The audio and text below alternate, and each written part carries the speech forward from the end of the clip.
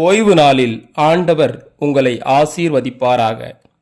இன்று நாம் பார்க்கவிருப்பது புனித பேசில், செயின்ட் பேசில் என்பவர்களை பற்றி நாம் இப்போது பார்ப்போம். பதவியும் பட்டங்களும் பெறுவது மட்டுமா வாழ்க்கை? இல்லை, இல்லவே இல்லை. சிலர் பதவி வந்ததும் தங்களையும் மறப்பார்கள், தங்களை சுற்றியுள்ளவர்களையும் மறந்து விடுவார்கள். இப்படிப்பட்ட உலகத்தில் ஓர் முன்மாதிரியான வாழ்க்கை வாழ்ந்து காட்டியவர்தான் பேசில். கல்வியில் சிறந்தவர், கற்று தந்தவர்களையும் மிஞ்சியவர், பேச்சிலே வல்லுனர், நட்பு பாராட்டுவதில் நல்லுள்ளம் கொண்டவர், சொற்பொழிவாற்றுவதில் சிறந்தவராக காணப்பட்டதால் நீதிமன்றத்தில் வழக்கறிஞரானார்.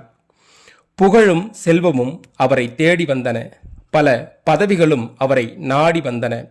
நண்பர்கள் வட்டம் நாலாபுரமும் நாளுக்கு நாள் பெருகிக் கொண்டே இருந்தது. கிரகரி என்பவர் மட்டுமே இவரின் உண்மையான நண்பராக உறுதுணையாக இருந்தார். பதவியில் நம்மை பறிகொடுத்து விட்டால் பின்னர் பரிதாபம்தான். பேசில் இதை உணர்ந்தார். பெருமை என்னும் சோதனைக்கு உள்ளாவதை வெறுத்தார். தன்னை தேடி வந்த பதவிகள் அனைத்தையும் உதறிக்கூட தள்ளினார். தன் செல்வம் அனைத்தையும் எடுத்து தரித்திரர், நோய்வாய்ப்பட்டோர் போன்றவர்களை பராமரிக்கவும், ஆண்டவரின் அன்பு, தியாகம் போன்றவைகளை எடுத்துரைக்கவும் பயன்படுத்தினார். அருட்பணிக்கே முதலிடம் கொடுத்தார்.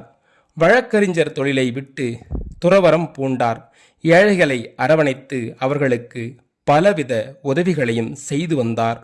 நாள்தோறும் இவரின் பிரசங்கத்தை கேட்க மக்கள் கூட்டம் கூட்டமாக அலைமோதினர். மக்களுக்காகவே சிறந்த போதகராய் மாறி அவர்களின் ஆன்மீக வாழ்வை உயர்த்தினார். ஆயிரக்கணக்கானோர் மறுபிறவி அடைந்தனர்.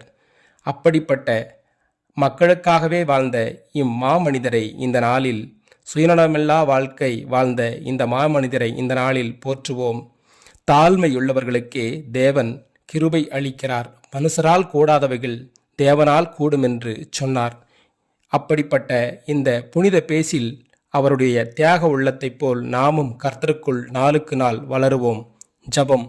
எங்களை அளவில்லாமல் நேசிக்கிற அன்பு தகப்பனே, பரிசுத்த அலங்காரத்துடனே கர்த்தரை தொழுது கொள்ளுங்கள் என்று சொன்ன ஆண்டவரே, இயேசுவின் நாமத்தில் இந்த ஓய்வு நாளை அப்பா உமது சகோதர சகோதரிகள் உலகம் முழுவதும் அப்பா ஸ்தோத்திரம் உம்மை ஆராதிக்க இந்த நாளில் கூடியுள்ளார்கள் ஆண்டவரே.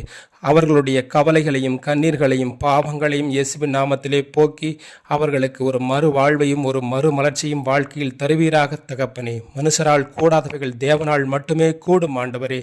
மத்தேயு அப்பா 18ஆம் அதிகாரம் 27ஆம் வசனத்தில் சொன்னது போல நீர் அவர்களை ஆசீர்வதியும், அவர்களோடு கூட இரும், அவருடைய பாவங்களை எல்லாம் போக்கி அவருடைய அப்பா ஸ்தோத்திரம் வறுமைகளெல்லாம் நீக்கி இந்த நாளில் அப்பா ஸ்தோத்திரம் அவர்களில் வாழ்க்கையில் ஒரு மாபெரும் மாற்றத்தை, ஒரு வெற்றியை கொடுப்பீராக